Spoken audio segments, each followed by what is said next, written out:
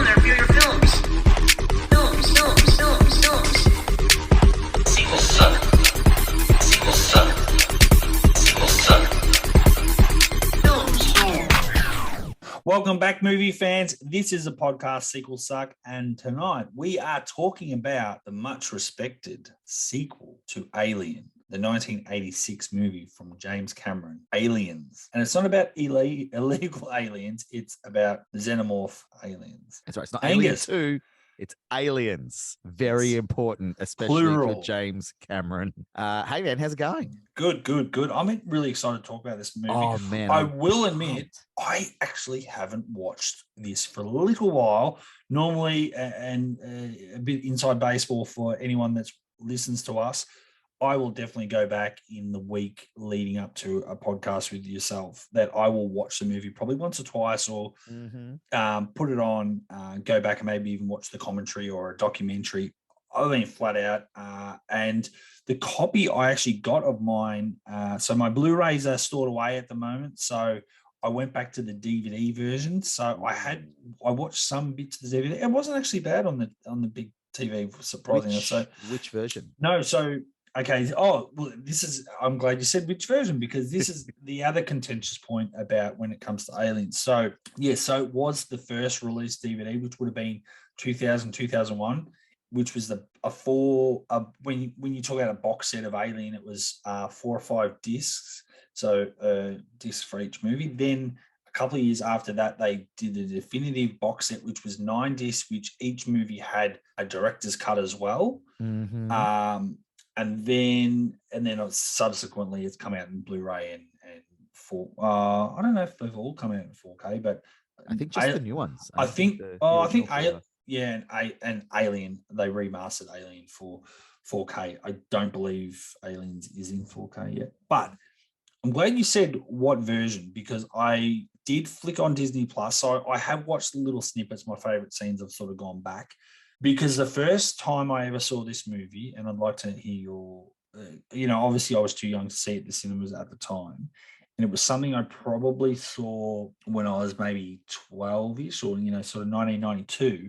And back then, the VHS at your Blockbusters or your Video Easies, they actually had the version they were pretty much running with then was the director's cut of the film. So it was definitely a lot longer. And I remember them, actually having it kind of had a widescreen look to the cover. Yeah, the letterbox format. Yeah, and actually had, director's cut with extra, how many extra minutes that was not seen in the cinema. So my brain has always been fairly conditioned to the director's cut. So I probably have watched the original version that was a bit shorter, closer to 2 hours version, that was seen theatrically, but I don't think I've probably watched it the once out of curiosity, but I always have to watch the director's cut. But having said that, I think the version that's on the original DVD box set and also what Disney Plus show us now, I believe is the extended cut, but is not the director's cut. Yeah, there's that middle ground one. Well, I was going to say, yeah, well. I think it's got a bit more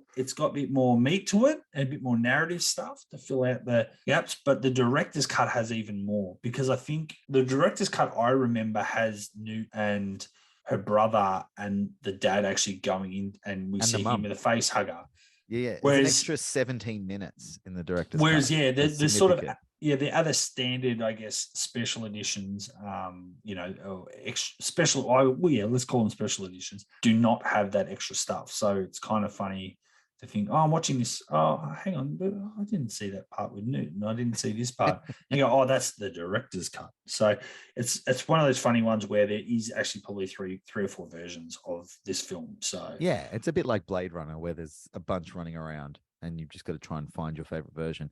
I'm pretty certain that I was young. I'm pretty certain I saw the theatrical cut first. The way that I found Aliens was I was staying at a friend's house who had an older brother, and pre-internet, the way that we all found the cool movies was that one of our friends had an older brother who would meant to be like, you guys got to check this shit out.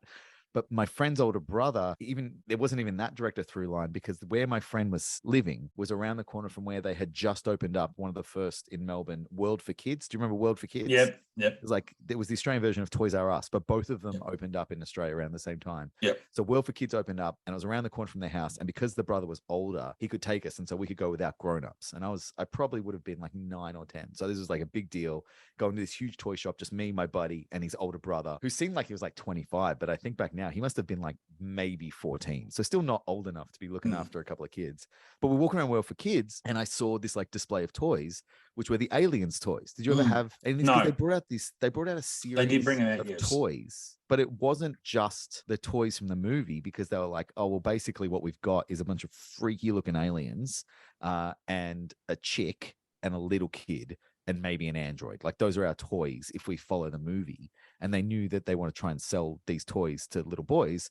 So they brought all the Colonial Marine toys out, but they set up their own storyline so that some of them live after the events of Aliens and go on to do other stuff. So I still have it. My son plays with it now. The Apone toy.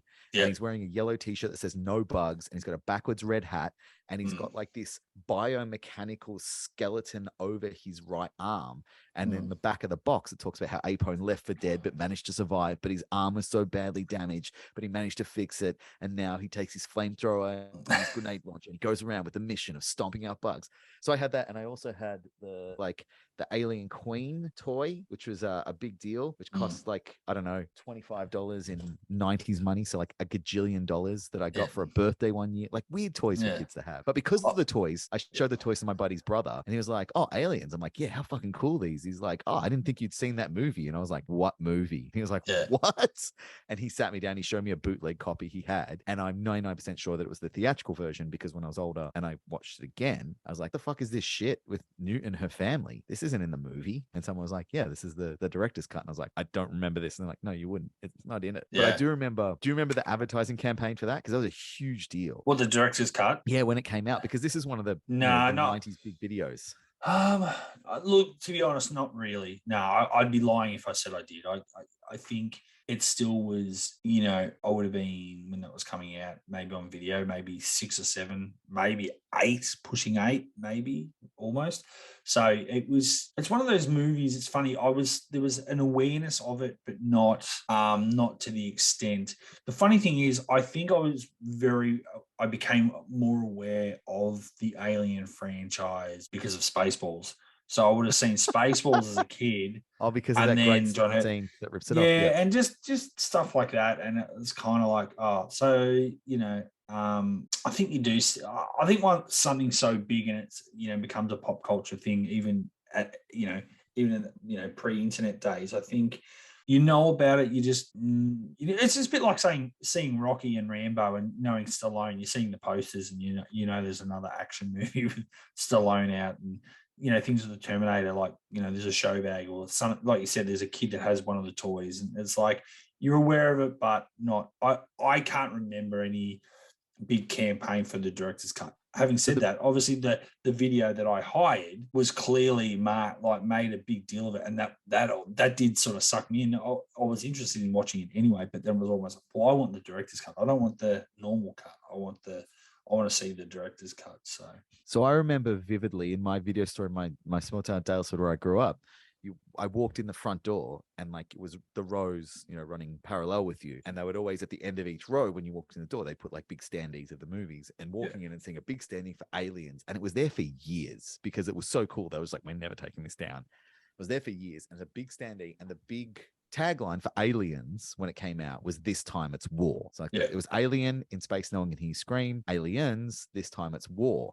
When the director's cut came out, the tagline was, this time it's more. And I remember walking in and seeing that, and it was the big standee for the director's cut, and it says Aliens, and it's got Sigourney Weaver with this freaking gun and holding Newt and all of the eggs, and it says, this time it's war. And I was like, fuck, that looks cool, I gotta see that movie. So I rented it, and then like months later, I was at the video store, and I don't know why they did this. It must have been the guy who worked there was like obsessed with aliens, but he put up an Aliens poster at like the back of the store. They had posters up all around the video store. He put it up, but he put up the one for the theatrical cut. So it said Aliens, and it had the tagline, this time it's war. And because I was a kid and I didn't realize at this point that Aliens was a sequel to Alien, because it's not called Alien 2, it's called Aliens. And when you're a kid, sequels have the number 2 in them. There were 2 movies. One was called Aliens, semicolon, this time it's more. And the other was called Aliens, semicolon, this time it's war. And I was like, oh, fuck, I got to. So I was like haunting the video store trying to find this other Aliens movie because I was like, dude, where is the other Aliens movie? And this guy's eyes lit up because he's got this little kid in this small town. Being like, I got to see the other Aliens. And he thought that I was like him and I was a cinephile. I was like, I've got to see the other cut. I got to see the one that's got like 17 minutes less and then 17 minutes more. And then I can compare them. And he like found me a copy. He like got it in from another video store. He's like, here you go, man. Here it is. I'm like, yes. And I went home. I'm like, it's the same fucking movie. And I was so mad. And I was like, no, I want the other one. He's like, oh, do you mean Alien? And I was like, what the fuck is Alien? He's like, it's the other one. I'm like, what do you mean? And then I watched Alien and it scared the shit out of me. Because that is not the same kind of movie, man. It's a different beast. This movie is a wild ride when you get into it, no matter which way you come at it. But it had, for me, it's always had like this folklore element to it where like you discover it in this, I discovered in such a strange way, but it has never left my mind since. So you saw Aliens before Aliens? Oh, fuck yes. Yeah. I had no idea there was an alien. Yeah. So thankfully, there's no right or wrong way, I guess, when the movies come out when you're young of age and I guess in a way don't exist to you. But yeah, I would have seen Alien first. And then obviously it's like, oh, I've got to see Aliens. And I think even at the time, I reckon Channel 10 may have been playing the movies like back to back. When I say back to back, not on the same night, like, you know when they used to space them out like every, on a Friday night or a Saturday night one week, or even Sunday night, and then the following week they played next. And that was a big thing for Star Wars, the original trilogy. Oh, yeah. Channel 10 used to reel them out and, 3 weeks of Star Wars. And yeah, so I would have seen them that way, but I remember, I don't know whether I watched the TV versions or not, because even though they're accessible, I feel like I went and hired them anyway, because I was interested in seeing them. And I was like, ads. And I was then at that age too, when I knew they were cutting stuff out for the TV version, which for a long time I never knew they were doing. Like they would give you the rating. Oh, I rated M for nudity, drug references, coarse language, and you go, oh, well, of course they're warning us, but they would still take out some F-bombs out of movies, and you go. Or dub them. Do you remember when they used to dub them? Yeah, it's crazy, isn't it? You used to be watching like his mouth didn't move the way that word came out. He definitely didn't say freaking. I'm looking and there's no R in that. What did he say if he wasn't freaking? I wonder. Yeah. I guess the thing we should start talking about is, Alien was such a big film at the time. It was a different version of, I wouldn't say it was Star Wars, but they worked on the same premises. Like, well, yes, space isn't clean and it's a bit dirty and a bit run down, and they did this awesome claustrophobic film where we have very similar to a horror film, The Final Girl, and some would argue one of the best final girls as well. Mm-hmm. Up there with Laurie Strode and Neve Campbell. You have Sigourney Weaver, Alan Ripley, survives his first one. But it was just it was sort of crazy. It kind of reminds you a little bit of From Dusk Till Dawn. Like the movie was sort of, you can fit into a couple of different genres, but it did feel like, oh, this is sci-fi. They're just on a spaceship. They're a cargo ship. Oh, there's a distress signal, blah, blah, blah. We know it's called Alien, but how is this all going to happen? And then it quickly changes to not really just sci-fi, just this complete horror and just edgy seat, sweating bullets, like stressing out. And then we get to a sequel, which was sometime after. It wasn't like it was made the next 7 years between Alien and Aliens, and the studio did not want to make a sequel. Yeah, it's insane, and it's insane that. And I think I don't want to bury lead, so I'm just going to dive right into it. Yeah, I think go wherever you want. We might be talking in this episode about one of, if not the greatest examples of a sequel ever. And I don't want that to get confused with the idea that I'm saying this is one of the greatest films ever, although it is one of my favorite films ever. And people will be like, no, Godfather Part 2. I'm like, okay, we're not talking about as a construction of a film. I'm saying as a sequel, as what a sequel does, what we talk about a lot in this show, about what is the point of a sequel, what it's meant to do. I think today we might be talking about one of the best examples of that ever, because nothing in the Alien universe as we now know it exists without this movie. The first movie didn't do any of that. The first movie brought in the creature, the xenomorph, which one of the all-time great cinematic creations. Like, absolutely, you can't fault it. It's perfect as an idea for a horror film, as an execution of a monster, as a delivery of a scare tactic. Like, it's great. But what Aliens does is turns it into this universe that is still going on today. And man, it shouldn't have happened. It shouldn't have existed. Like, they made Alien, it made bank. People were like, yeah, another one. Ridley Scott was like, I don't really feel like making a sequel. The studio was like, you know what? Neither do we. And the studio head was like, nah. And the producers of Alien were like, yes, please, a sequel. And the studio was like, nah. And then a new studio head came in and he was like, nah. And then another studio head came in and he was like, maybe a sequel. We'll see how we go. And then the way that this film came to be is fucking ridiculous. In terms of talking about sequels, this movie is a sequel inception. Yeah, it's great. It's crazy. Do you know kind that of crazy all the sequels that made this sequel happen? Because it's fucking insane how this film came to be. It is crazy. Like, it's been a while since I watched the documentaries. Like, one of the great things about, DVDs coming out and being this new medium to show films is like, oh, we can go back and do documentaries. And sometimes, there's probably revisionist history for some people when they talk about the films. But one of my favorite documentaries of all time is when I want to just chill out or need to have a bit of a nap or put something on, is putting on the Alien Legacy kind of documentary. And yes, whether it's the first movie or the second movie, but it's just crazy. Like you said, like just the pure luck and just the sliding doors moments of, yes, they wanted to do a sequel and it was umming and ahhing. And like you said, there was changes. The studio or studio head at Fox changed a couple of times, and then because it changed, and by the time it changed, the people were still interested. Just, what do you thought about a Aliens 2 movie or an Alien 2? And then, oh yeah, that's actually that's all you can do. Go away and write something. And that's the thing. And even James Cameron was still relatively unknown and a bit of a rookie. And he was relatively unknown. He was a nobody. He was a Roger Corman film school nobody. And then he comes on to write it. And obviously, I don't know how much was rewritten and all that sort of stuff, but what he got on the page was fantastic. And then he goes away. And also, like, I think you were going to say, I guess this is the time with another sequel, was they had Arnold Schwarzenegger for Terminator, which they were going to do, which is going to be his first film. But then he got tied up or contractually done, had to do another Conan the Barbarian movie. So they had to push Terminator back. Then that gave them the window to actually write Aliens. And it's just kind of funny how it all just sort of worked out perfectly. Well, it didn't. In a lot of ways, it was a lot of hard work and a lot of luck and a lot of trial and error and stuff like that. It wasn't a perfect journey to the end point, but it's, again, crazy how things worked out. And then you've got this amazing sequel on the video shelf or at the cinema. It's even more convoluted.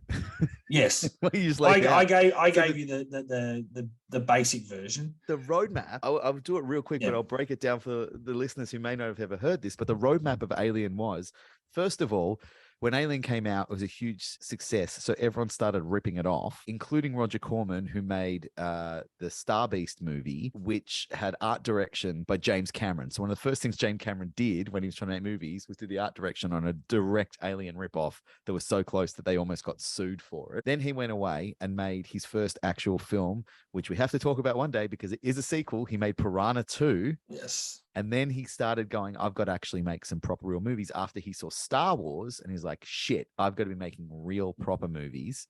So he went and decided he was going to make a real proper movie. He wrote Terminator. He pitched Terminator. No one wanted to make Terminator. On the strength of the script of Terminator, nothing else, just the script of Terminator, the studio was like, hey, we might get this kid to do a pass on a couple of things for us. So they got him to write a treatment for Aliens and Rambo First Blood Part 2. So he wrote 2 sequels while he was getting ready to make Terminator. Then buzz started getting around and they were like, okay, Terminator might be good. Then Arnold came on board with Terminator. Then there was big buzz around, not the movie yet, just the fact that this young guy had made this interesting sounding script and was going to make it with Conan. And the buzz got so big that with Arnold Schwarzenegger, the buzz got so big that the people that made the original Conan movie were like, oh shit, we better get Arnold back before he does this other thing because we want to ride the buzz before he makes this other movie. So they made him do Conan the Destroyer because the contract said we get you whenever we want because he signed a bad contract, which then pushed back Terminator, which was great because what James Cameron handed in Aliens was only 2/3 of a script. He hadn't finished it. And they're like, oh, this is good. And he's like, yeah, I want to direct it as well. And they're like, we'll see. But because Terminator got pushed back, he got time to actually finish the script. And then he turned the script. And the script was so good, they're like, we will let you film it. He's like, great, I can't film it for 9 months because Terminator's been moved. And the studio said yes. And I know now people are like, yeah, of course. Studios won't wait a week for directors. It doesn't matter who they are. It doesn't matter how famous they are. The machine is churning all the time. Like the amount of directors that are signed on to do this, and people read it all the time, like, oh, I thought that such and such was going to direct that new Marvel movie. And then they didn't. Like it was going to happen with Ant-Man with Edgar Wright. He was going to make the new Ant-Man movie, and then someone's like, no, Peyton Reed. Is like, who's Peyton Reed? Wasn't Edgar Wright? I was like, yeah, he wasn't ready to make it when they said it's getting made. So they booted him off when he was already a named director. So then wait for this nobody. Then Terminator comes out. Terminator's a big hit. Then they decide that they're going to bring in Aliens, and they're going to make that, and then it spirals off so that it makes all these other sequels. But Aliens is so good that it gets Terminator 2 greenlit. So there's another sequel that gets rolled into it straight away, and the studio's like, we'll do whatever you want. And it all just like churns away. They were making a different Alien 3 almost straight away that got shat on and shot out. And honestly, it's like there's a month worth of episodes for us to do if we ever get around to Alien 3. But like it was just sequel upon sequel upon sequel upon sequel that started churning away, all because of this one treatment script that this one nobody decided to put together after they'd filmed one shitty sequel that no one really liked. Like this is for a show about sequels, man. This is our Valhalla. This is the absolutely sequel. it is, and also it got a good mention by someone that had a hard on for Cameron in Scream 2. And Aliens, far better than the first. Aliens, far better than the 1st. Yeah, well, there's no accounting for taste. Thank you, Ridley Scott rules. You've got a hard on for Cameron. Big one. And look, there is an argument to be made. It's hard because they're such different movies. And I guess that's something we should probably tap into early on in this chat, is that what this movie does kind of is against the rules of what you're supposed to do with a sequel. It does improve upon the original. It does make the original bigger, carnage candy. It does all the things we're supposed to do, but it's a totally different movie. It's a totally different genre. We're not getting a horror. We're getting an action movie. And yeah, it's a scary action movie, but this is not a horror film. This is not a slasher in the way that Alien is. Yeah. You're not getting another, single scared underwear wearing woman running around hallways from a giant monster. We got an army going down and fighting an army, and it was chaos. Gung-ho, Colonial Marines. Yeah, incredible. Yeah. And you think, they'll be able to handle it. Oh, we are wrong. Oh man. And it's but you're right. I think it's smart because there's so much of it they did really well. I love that Ripley's on the ship just floating in space for a long time. I think that was a good change where there's a lot of time passed and there's terraformers now on the planet, and then that's the thing that they go out and bring back this egg or this face hugger, and it all starts. And it's kind of cool that it's like they kind of didn't really change it. Well, they didn't change the location. They go back there. They go back to LV-426. They've made it a city now. Yeah, and it's like you're right. There's still a similar vibe to it, definitely. But I think bigger, better, more bang for buck. Like just crazy, just action, and there's still definitely some edgy seat kind of horror elements to it. But you're right. It's definitely a lot more on the scarier side, and just all guns blazing. The Queen was such a great idea. You can't beat that. I just think that the Queen is just one of the all-time great. Like I said, like the first Alien coming up with that xenomorph, great. What are you going to do in the next one? Like how do you up the ante? What a fucking genius idea. Like, we'll make an alien queen, like the biggest, baddest, meanest bitch you've ever seen, that makes the original Alien look like a stray dog. Like, this is gonna completely obliterate it in such a clever and fun and consistent way. Like, it is the same world. And that's the other thing that makes this sequel so good as a sequel, is that It's a totally different style of movie. It feels like a James Cameron film right out the gate, but it never stops feeling like an Alien film. Mm. And that's something that's quite unique, I think, about this franchise. In that, we talked a lot about the Screen films over recent episodes and how those are Wes Craven movies for 4 of them, and then the 5th one, it's a totally different vibe. Everything feels different, and yes, you have the same characters and the same actors playing the characters, but everything feels so different with this new crew at the helm. And with Aliens, it doesn't. It feels like you're in this, even down to like the minute details. Where at the start, when they're cutting open the door of the Nostromo to get Ripley out, the spear gun that she jams in the door at the end of Alien, you can still see it jammed in the bottom of the door. Like, this is someone who really gave a shit about the original. They're not trying to make their version of Alien, and I think that's something really smart James Cameron set out to do. He didn't want to make his version of Alien. He didn't want to remake Alien. He wanted to make Aliens. He wanted to make the sequel that takes the character and the story in the new direction, and do his thing of taking the once meek and mild heroine and jacking her up and giving her a fucking machine gun, man. Like, he went right back and did it within the Hamilton Terminator 2, and we were like, yes, more of this again. Well, I'm glad you actually brought that up, because going back to what you were saying before about just this, everything coming together and almost somewhat being perfect, just all these moments and these little things, and this, I guess, the snowball effect of, him writing and then Arnold not being available and Terminator going back and the buzz and all that sort of stuff. Amazingly, there was a lot of focus on Ripley. Of course, you'd have her come back. But I guess one of the other interesting parts of Aliens was she wasn't initially called straight away. And that's one of the great stories about this movie. And that was the other crazy thing, to think that so much of this story relies on her. And yet there was, I can't remember the exact, I don't know how recently you watched any documentaries or something. I can't remember the exact facts, to be totally honest, but I know initially she wasn't even contacted straight away. And I think, did she hear it from her manager or on the grapevine that they were making a sequel? And she hadn't been called. And then, of course, she's like, well, I'll come back, but then I need to see a script and how much what happened was, and stuff, so right from the get-go, James Cameron was like, I know what to do with this movie. We're going to pick up with Ripley, but we're going to she's been floating for 57 years. We're going to pick up, and it's a totally different world for her. Everything she knows is gone. Her daughter is dead. She's got nothing. And then she's going to find out that people are living on the planet with the xenomorph, and she's, that's going to be the thing that pulls her back in. So he wrote the whole script around her, and the studio was like, yeah, this is really great. And then he got obviously delayed for, having to go and make Terminator, and they're like, we'll wait. And so he went and he made Terminator, and then he came back and kept getting ready. And all this pre-production had been going on for over a year. And then he was like, okay, so let's get down to casting. And they're like, yeah, okay, cool, we'll get onto that. And he was like, okay, well, I'll just send the script to Sigourney Weaver. So he sent the script to Sigourney Weaver through her management, and I think she said she was in France filming something, and she got this script dumped on her desk. It was Aliens, and she was like, what the hell is this? And she looked at it, and she's like, Ripley's on every fucking page. She thought it must be a cameo, she must be at the start or the end, or a video chat in the middle. She's like, I'm on every fucking page. When do they want to film this? And the management's like, in 3 months. And she was like, what do you mean they want to start in 3 months? No one has told me.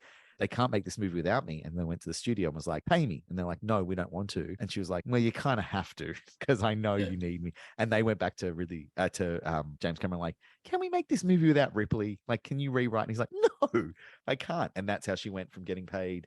She got paid $35,000 for the first film, and that's how she managed to bump that up to $1 million in 1979. What year was the sequel out? 86. So yeah, in 1986 money, which I can't even begin to do the conversion, but that's I don't know, $8 million that she got ratcheted up to.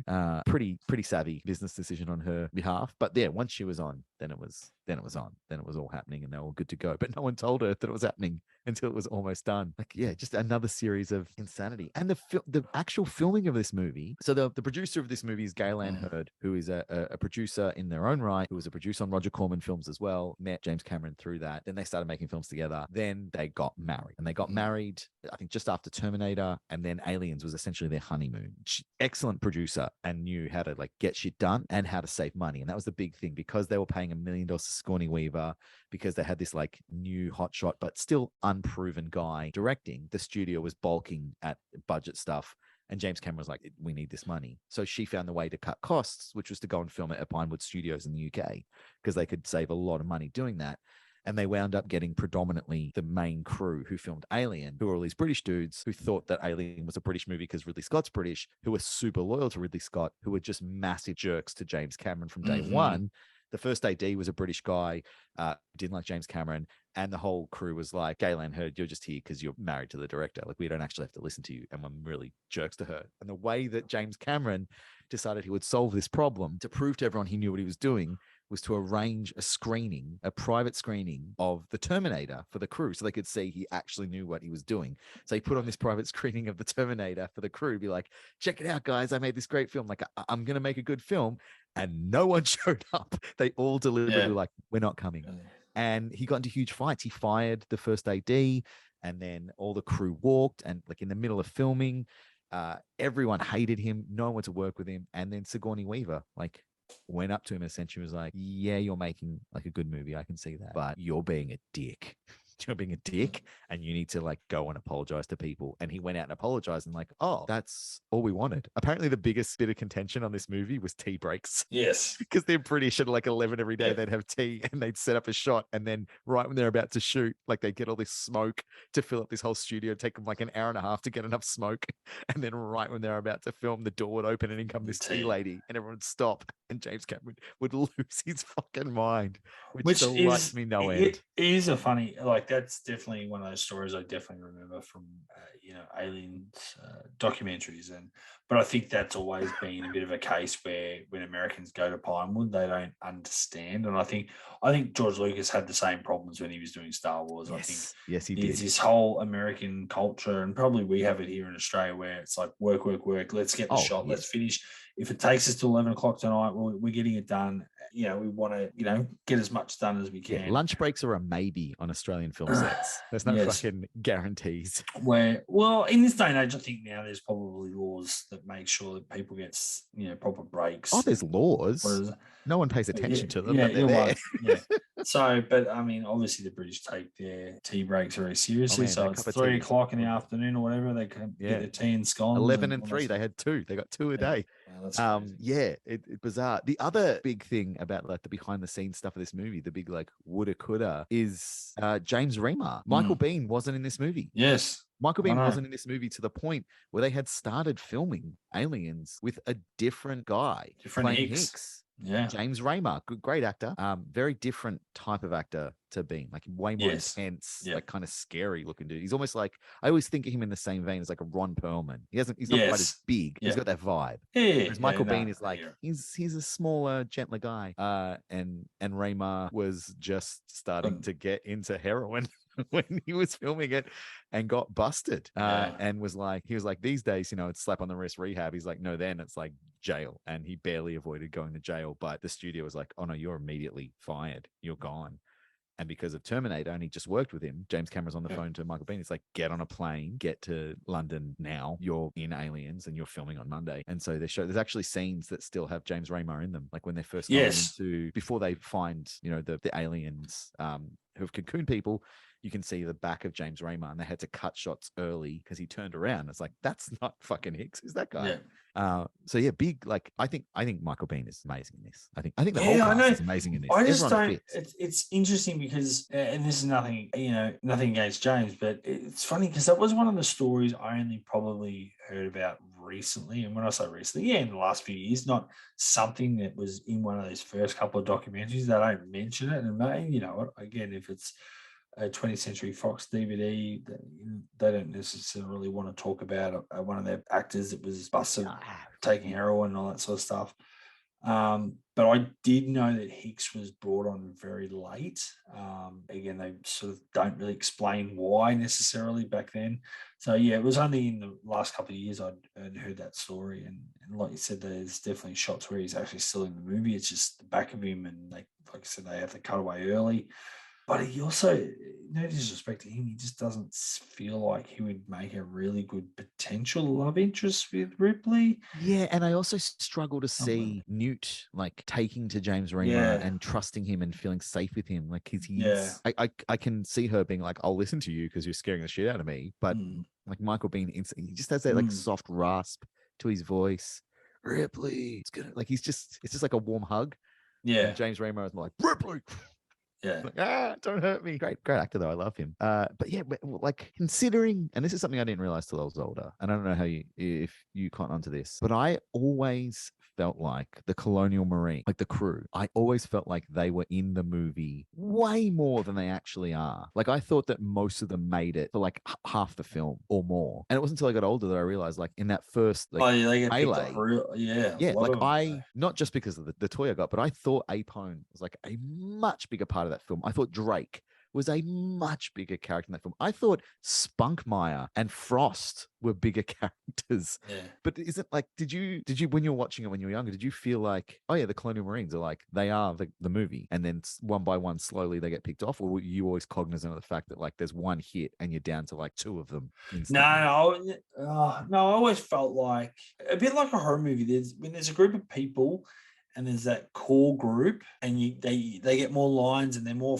front of camera, and they get more to say and do, and they get mentioned by name. They're the ones that go a little bit longer, and it's the fringe ones that don't necessarily make it. And Apone was probably the exception to the rule because he was the captain.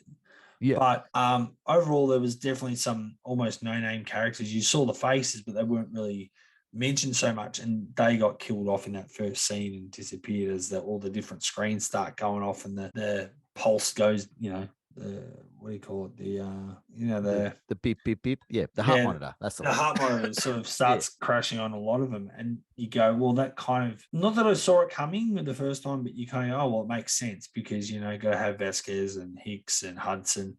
They're the characters. They're the front and center people that are making the comments and getting the screen time. They're going to last that little bit longer or survive in general. And we're just gonna get rid of the fat that's. Yeah. But like really, it doesn't, like they all feel, it's a testament to the way that it was filmed, but they all feel like fully fledged characters who are, like Crow, like I can't even picture Crow's face, but I know, yeah, I know he's one of the Crow. My favorite thing about Crow is the actor who plays Private Crow. The actor's name is Tipping. Yeah. Well, Tipping. It's funny you bring this up because when I was sort of looking at things a few weeks ago when we had again Inside Baseball, had planned to record this a little bit ago, but I remember the great thing about social media or your mobile phone these days, when you start looking up aliens or something to do with alien, it'll find another video that you might be interested in watching. Someone had gone to the effort and must have gone to conventions or met these people in the last couple of years and done a video, a comparison of them in 1986 in the movie, and then this is them now, and then some of these people are unfortunately since deceased as well. But Tipping is one of them. R.I.P. Apone, has passed away as well. Al Matthews. Bill Paxton. Well, of course, the greatest Bill Paxton. But they've gone back and looked at some of these people, and it's like that, like you said, like it's sad because I think they do a very good job. Cameron does a very good job. We get to know some of these main Marines, but if you're right, it does feel like the team's not as big as it actually starts off with, because we don't actually get to know a lot of them. And you're right, there's a lot of people, like when I was watching this video, I'm like, who's that? Like I had to see the video, the photo of them in the movie. Oh yeah, he's kind of in the background, that he doesn't get any lines or anything like that. Wabowski, he's just purely there as a body. Like that's it. I think Wabowski's there so that he can be like, Wabowski. Like, I think it's Wabowski, Crow, and Dietrich, and maybe even Spunkmeyer. So 10 crew, and then you've got Hudson and Hicks, who I think, they stand above because they're, Bill Paxton and Michael Biehn. But 4 out of the 10 don't have any dialogue. Pharaoh is the pilot of the backup ship. Yeah. They get that one little moment where they turn around like, Spunk, my jeez, and then they fight the alien and they're wiping the blood all over the screen. Still haunts me, great bit. And then really, like, the ones you got left are Drake, who again I always thought was in it heaps, who dies in that first skirmish. He makes it back to the van and then he gets acided up. And then it's all you're left with for the rest of the movie is Vasquez, Gorman, who, fuck you, Gorman. I always knew you're an asshole. Vasquez, Gorman, Hudson, and Hicks. That's it. Like, Gorman isn't even one of the grunts. So you're left with 3 grunts after the first battle. And that is it. Like, that is such great character development and such great performance from the actors, and such clever construction of characters. And I think it's little things like James Cameron gave the crew, gave the Marines their gear. I was like, now I want you guys to go away and decorate it. And it was actually James Raymar who did the love heart and the padlock on Hicks's thing. That wasn't anything to do with Michael Biehn, but all of the, the feather that Drake has hanging down his face, which is really weird. Great idea, because I remembered that forever. I was like, I remember that dude, the feather. Well, it's crazy because I actually know, through the doing Ghostbusters, there's actually Colonial Marines in Melbourne that do Amazing. cosplay. Amazing. And I know a few of those guys, they're Ghostbusters as well. Tom Campbell, well, big shout out to Jared Trigger because he's the main one. Duncan Hughes, and I'm sure there's someone else, but I don't know if there's any other Ghostbusters. But same thing, it's just like they get the gear as close to screen accurate as possible, pulse rifles and all that sort of stuff. But like you said, they can sort of decorate it enough we know what it is, but it's still that individuality, uniqueness of your own gear.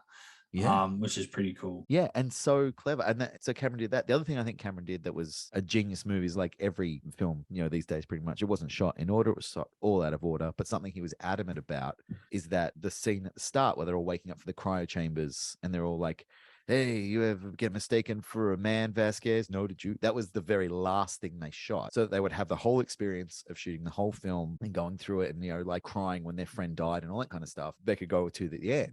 So these people actually behaved like they knew each other and felt like a crew. So with very limited time and dialogue, you get the sense that these guys have worked together a lot, know each other, love each other. They are a crew. Even little things like Mark Rolston, who's Drake, the feather in the guy, and Jeanette Goldstein, who's Vasquez. So they're in the movie, they're recognizable because they're the ones who have the big guns that are like harnessed onto them, which they talk about breaking immediately when they tried to fix it. So they're really held together with gaffer tape.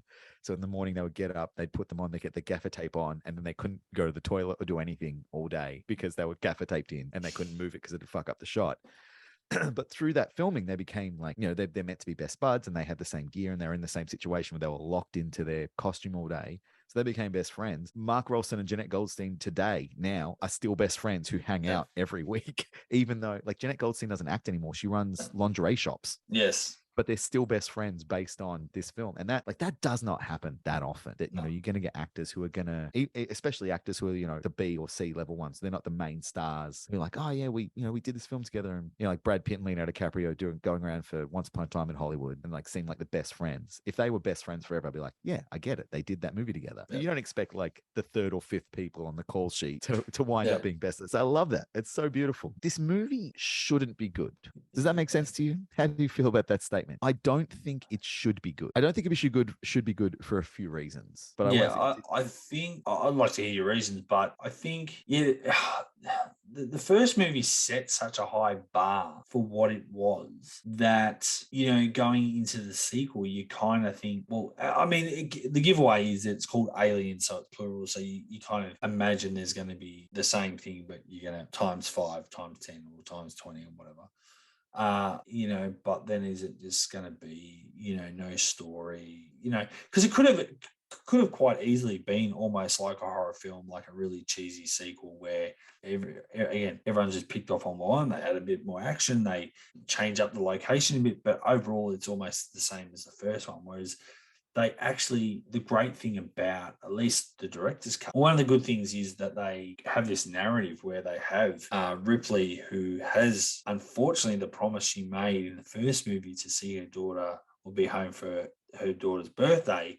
Her 11th birthday is in fact something she couldn't, unfortunately, not because of herself, just malfunctions or what happened to the vehicle she was in. She does not get found 57 years later, and her daughter has actually since passed away.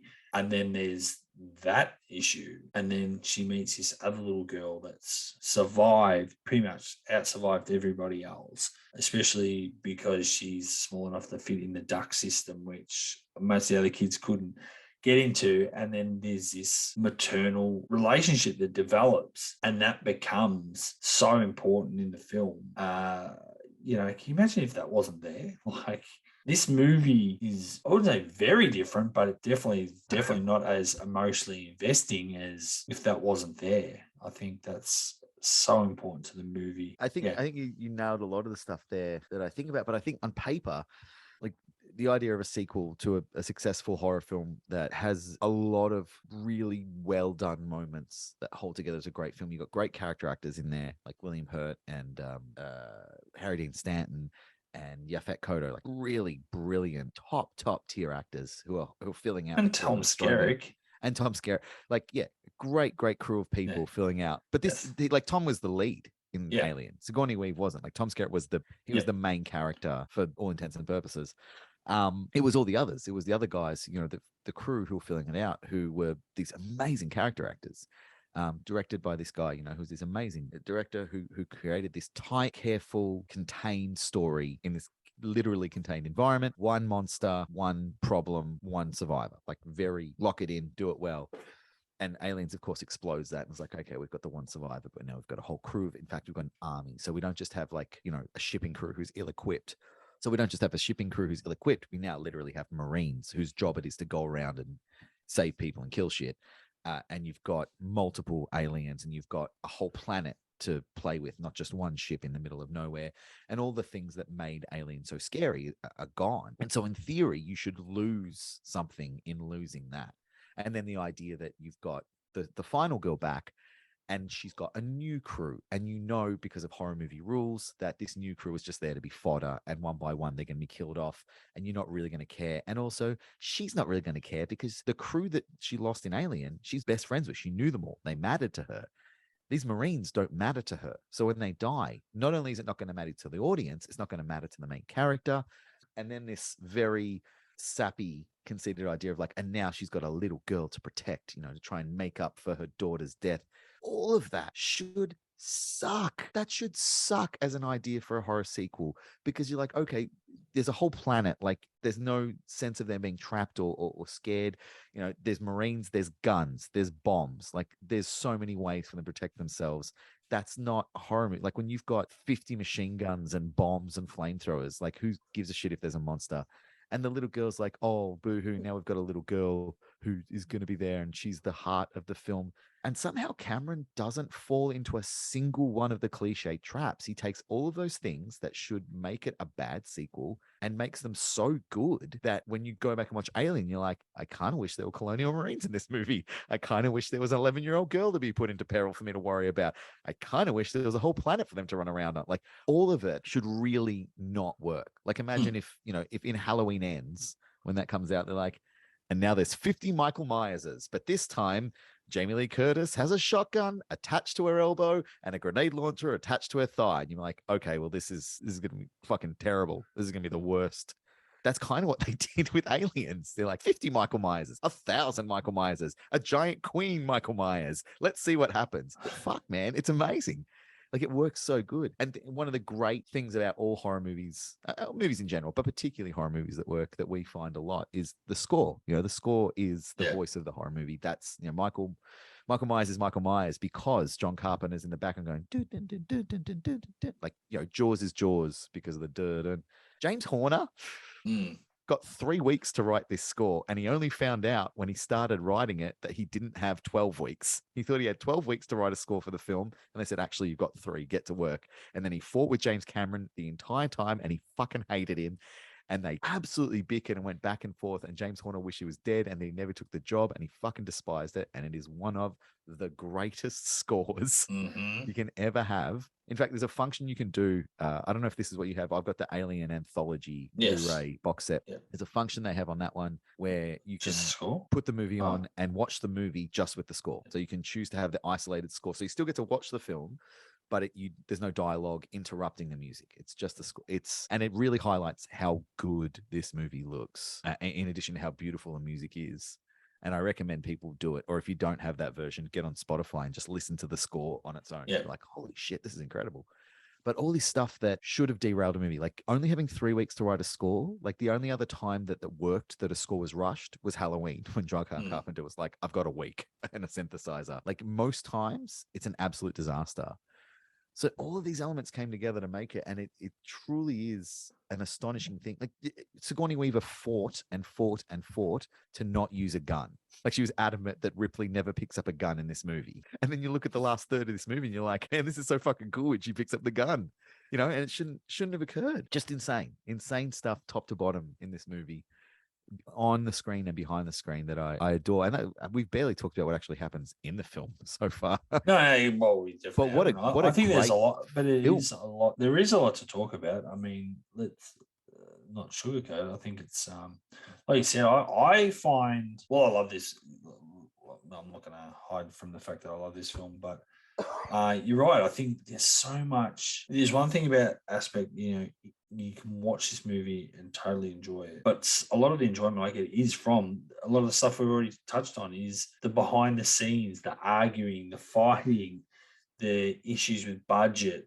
Not telling Sigourney, or not at least giving a heads up that there's an alien sequel in the works. All these other crazy stories that happen behind the scenes as well, kind of just add to the greatness of this movie, because it's so like you said, like on paper it probably should be a pretty average movie, average sequel, and they somehow made a really, really good sequel, and then but also had issues trying to get it to the screen and make it as good as it was. And it's there is a lot to talk about, and it's we haven't even talked about Bishop. Oh my God, Lance Henriksen, what a So good in it. Like, what an I mean, insanely good. but even the reveal of him as the synthetic, I mean, just the whole that knife, the hand and the knife in between the fingers, and that's the way to sort of show that he has the different blood, or obviously he's a synthetic. And the little things like when Drake holds Hudson's hand down, Bishop puts his hand over his hand, and you're like, okay, cool. But then when you think back later, you realize it's because he tells you as an android, it's against his programming to allow another human to be hurt by action or inaction. So he has to put his hand over Hudson's hand to protect him, because that's in his programming. And that's like just this subtle little way to let us know, no, he's cool, man. He's on the level. He's not going to freak out like the last one. And actually, and this is the one I've got to ask you, because the first time I saw this movie, obviously, at the time, he was really big as a comedian, Paul Reiser. Now, he was very big in Mad About You, and it was so weird to see him. That was probably, a couple of years before that, but still in that era of him doing his comedy and doing that sort of stuff. So it was so weird to see him first in a serious movie, but to be the fucking asshole villain. He's the villain. He's the bad of this movie. The aliens aren't even the bad guys. Like, you realize through the course of this film, again, another brilliant thing with the Queen. Like, when you see the Queen laying the eggs and Ripley holding Newt and they're having a little face off, it's like, oh yeah, they're both just protecting their kids. That's like the aliens are just doing what they do. And there's that whole thing that this is also a film that is an allegory for the Vietnam War, in the way that they structure the spaceships, the weaponry, the uniforms, the idea that the Americans like, we're going in, we're going to do it, man, let's go. And they go into the foreign territory, and then the native people to that territory are like, no, we understand this terrain and we're going to fuck you up. And then they do, and they're like, fall back, we made a huge mistake. All that folded into it as well. But yeah, the idea that the actual villain in this movie is Burke. And I'm the same as you. I did and still do love Paul Reiser, and knew him as a comedian from comedic films, from stuff like Diner. I knew him from Mad About You. I knew him from being a funny guy, a funny, albeit neurotic guy. And I remember being surprised the second time I watched this movie, because I didn't catch it, because I was a little kid, a lot of aliens going on, a lot of Sigourney Weaver, a lot of guns, a lot of explosions. Didn't catch it the first time that he was the bad guy. Wasn't actually paying attention to the fact that he was trying to pull off this plot. Not really listening to the dialogue as closely as I should have as a 9-year-old.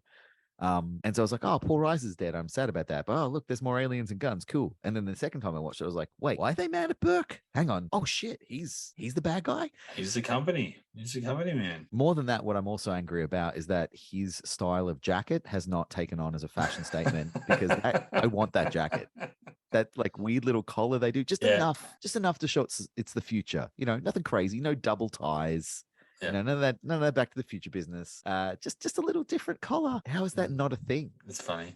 Yeah, no, he's good. really bad. Like, and that was the thing. It's like, it's very disarming. And I wonder if that's, unfortunately, the time we saw this movie was the time he's in our subconscious as a comedian.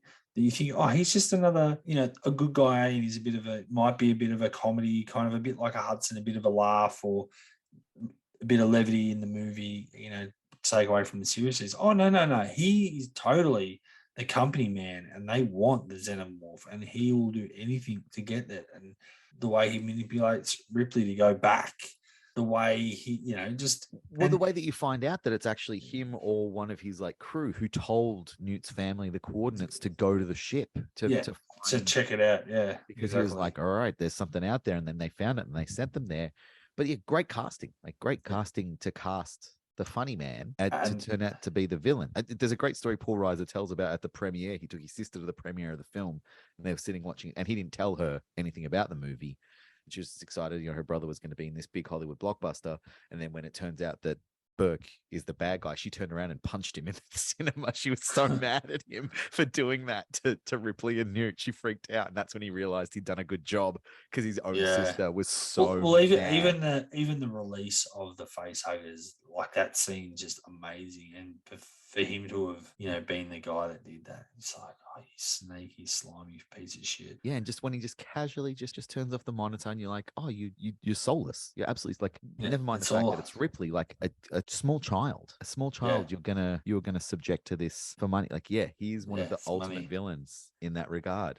And I think that gets overlooked, 100%. especially as the Alien franchise goes on and expands into its infinite return. There is no longer really human villains that are heavily looked into. It has become much more okay. Like they do it a bit in each movie, like, oh, this guy's actually a bit bad, but the alien is worse and it's going to kill him.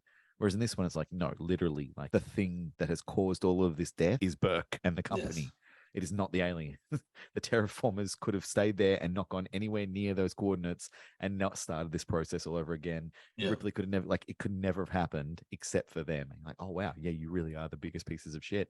Yeah. It's amazing. Yeah, it's all about the military, which it goes sort of similar to what you're saying, going back with the whole Vietnam thing. It's like there is this obsession with anything that we think we can get a military advantage, or we can tame something to be something to be part of our military. Well, we'll have a look at it, and if it means there's some collateral damage on the way, so be it. Life's cheap, kind of thing. So, which does make me think a little bit about Jurassic World and the raptors being militarized, and it makes me think about, did they totally rip that off Alien and Aliens? Probably. Yeah. I think this movie has become such a template for how to do this type of thing. I think if we started to really hone in on a lot of big action sequels that have any kind of creature element, be it animal or dinosaur or extraterrestrial, I think we'd probably start to pick up as like, holy shit, this is just alien. They just did aliens again. Oh my god, this is all aliens. Fuck, everything is aliens, except the Alien sequels. Which, man, what a law of diminishing returns this franchise is. And sitting where we are now in 2022, where we have post Aliens, we've got Alien 3, Alien Resurrection, Alien versus Predator, Alien versus Predator Requiem, Prometheus, Alien Covenant. So we're 6 movies past Aliens. We've never come close. We've never come anywhere near returning to the form that this series is. But Aliens is so good that every time someone tries again, everyone's like, yeah, let's try again. Maybe this time. Like, there's 6, I would say 6 failures post Aliens. I think it's really sad. And again, it's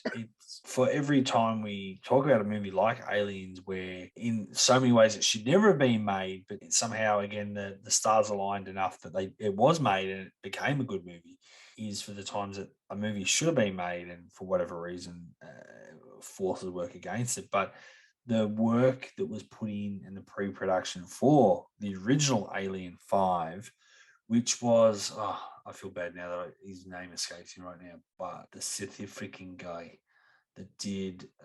who did District 9. Yes. He was doing a lot of work on it, and there was a lot of, positivity that they were going to, I think, effectively retcon 3 and 4. And so Hicks and Newt would still be there, and it'd be... Neil Blomkamp is his name. Yes, that's it. And there was talk that...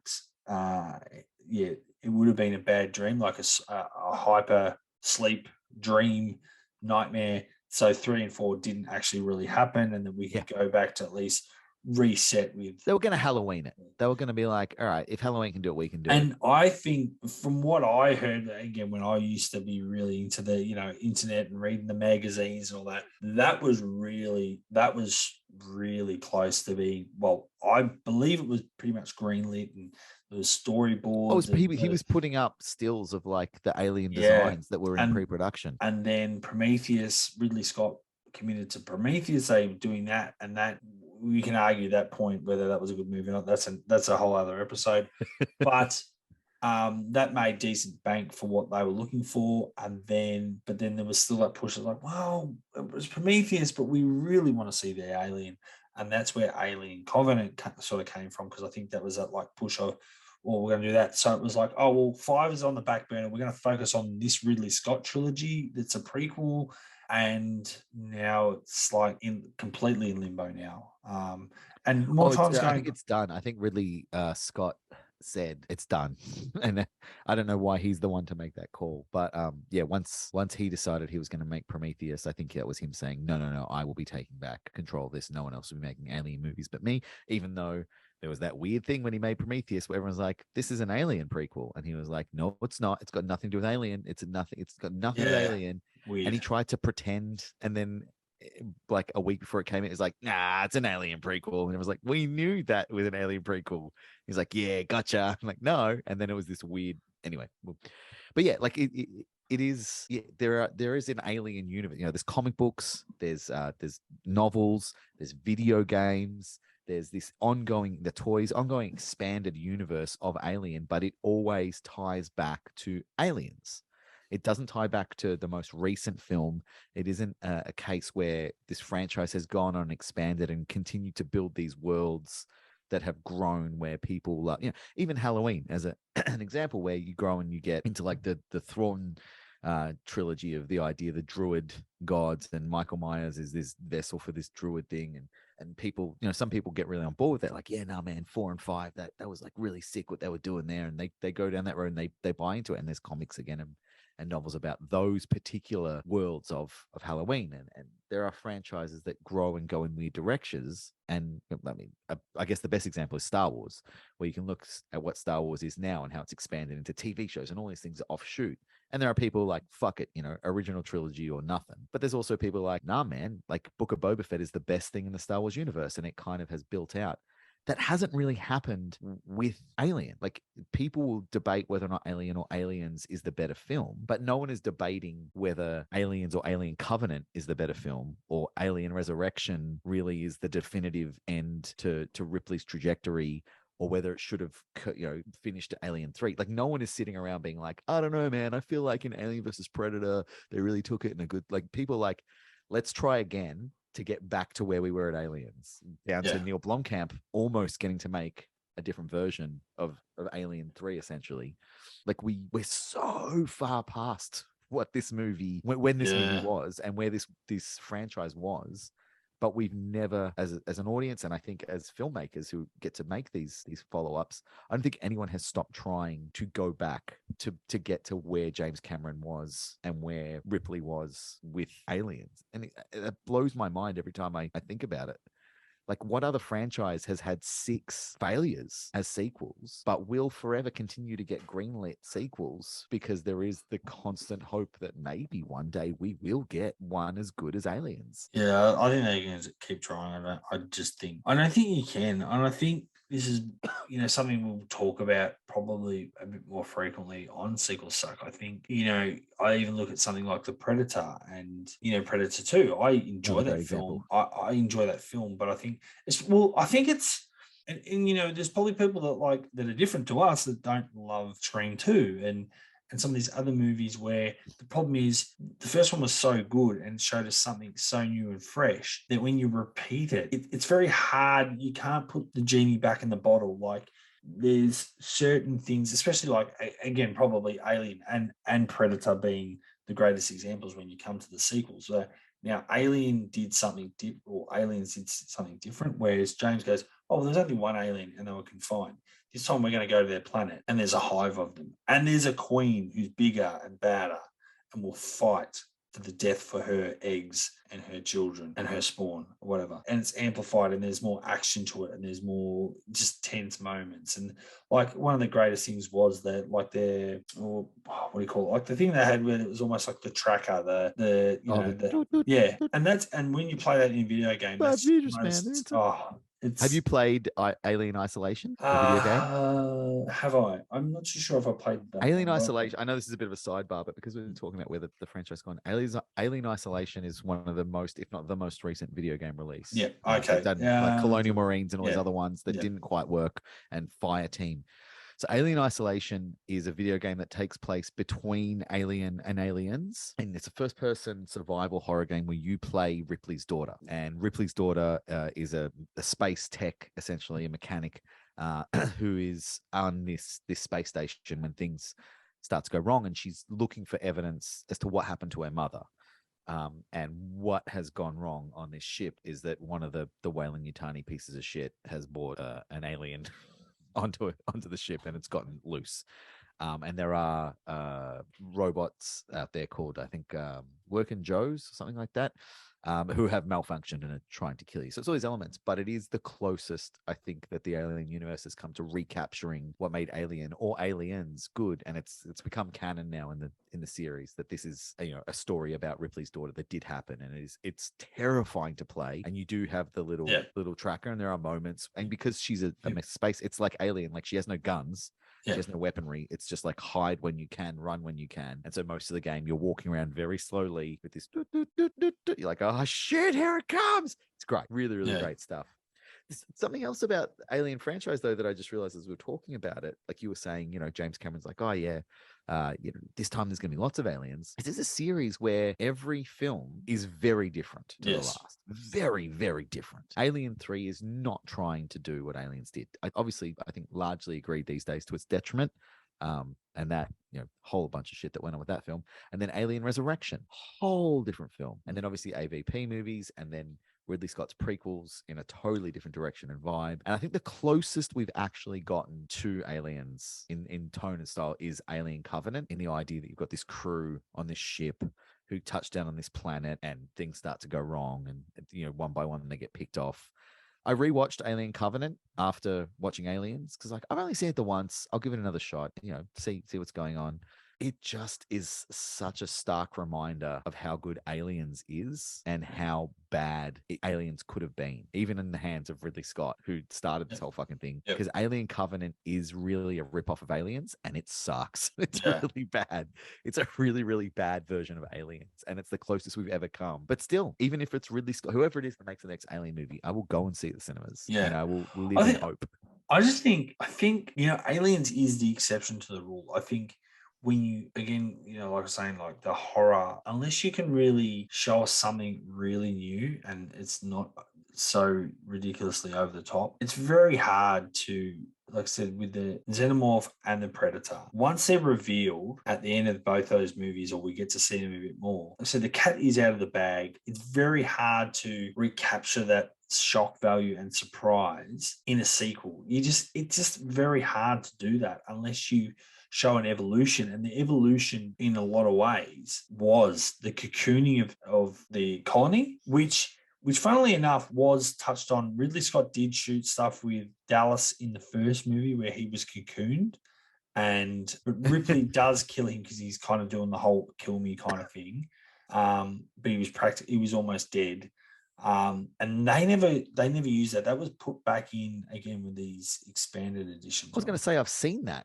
I know they did it because I've seen it. Yeah, because that was put back in. So for a long time, I always really credited James Cameron with that. But whether James Cameron knew of that scene, I don't know. Maybe it was talked about. But they show us a cocooning scene. So they go, oh, hang on, these people have all been moved. And that was another cool thing of that little, again, that detector where all these people were microchipped. And, all of a sudden, oh, hang on, they're near the cooling station or whatever it was. And they all seem to be mingling there. And then it's, oh, no, they're cocooned and they're being used as incubators.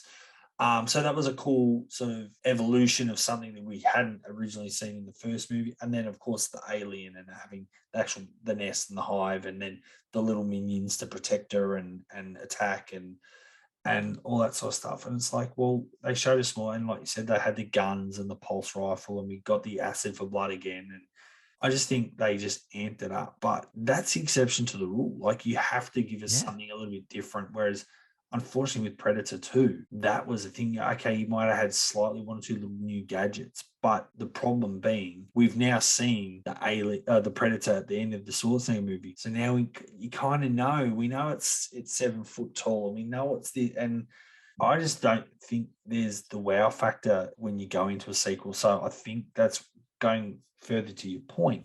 I think that's where those movies have never, like, there's aspects of Resurrection I really like. There's aspects of Prometheus I like. There's Covenant. There's still some aspects there and some themes I like. But overall, the package, they can't get it right, because I just think you just know there's this group of 10, 15 people, and, maybe one or two survive. The rest is just going to get carved to bits. And I think in our conversation with Patrick Lewis, he mentioned Alien Covenant. And the problem is, what you touched on, Aliens did really well. Okay, we didn't get to know every character, but we still got to have a good feel of the main characters and who they were and what they were about. And again, who didn't love Hudson? But who also didn't love Hicks?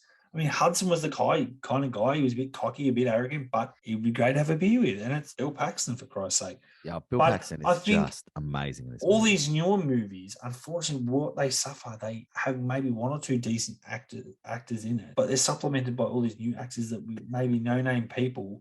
And no disrespect, they might be good actors in the future, but they're people we don't get enough lines out of them. We don't get to know enough about them. And we know they're going to be fodder, and there's no emotional connection to them. It's like, and I think Patrick said pretty much, that's the beard guy. Oh, he's beard guy. Yeah, he's dying. Oh, that's we don't even know their names a lot of the times. Like, No, and it does become a frustrating thing. I think the other thing with this series that is frustrating is that each iteration of the films beyond Aliens, it stops or it ignores kind of its own lore, LORE lore. Like, one of the things that James Cameron really wanted to do in Aliens was he wanted to make all of them, or just the Queen. He didn't mind, but he wanted to make one or all the aliens translucent, so they had evolved essentially to be see-through. It makes them better hunters. But that was never set up in the first one. And he was like, yeah, no, like the first one is pretty clear about what the alien looks like, how it moves, what it is. So with some tweaks, here and there to make it a bit scarier, because we're going to see more of them. And obviously the Queen can be its own beast. It's got to look the same. And the one concession that he made was the Queen has translucent teeth. So that's when the Queen is like, her teeth are see-through, because he's like, I just want to put my own little spin, just my little touch, just there. The rest of it, I'll give you. It's set. That's what it is. Every other Alien film since has been like, no, we're gonna fuck with the aliens. We're gonna make them look different and act different and be different, because they're growing in humans and coming out, so they're gonna look different. Even Ridley Scott with Prometheus and Alien Covenant is like, fuck all the rules that I set in the first one. I'm just gonna start making up nonsense bullshit that doesn't connect in any way. Oh, now an alien face hugger will come. It doesn't look like the face hugger, and also when it's on you, it immediately impregnates you and comes out in about 30 seconds now, instead of whatever it is, 3 days, whatever. But to the film's detriments, they not great that they're reinventing themselves. Like, I'm glad that each Alien film is trying to be a different Alien film. I'm glad that Alien 3 is not trying to replicate 1 or 2. I'm glad that Alien Resurrection is not trying to replicate 1, 2, or 3. I'm glad that they're like, this is going to be the setting and the way that we present this Alien film. The problem is they also they throw out the baby with the bathwater. They're like, all right, and we're also going to get rid of all the stuff that made the aliens great, because we haven't had a great alien since Aliens. Like the one alien that we get at the end of Alien Covenant, again, is the closest we've come.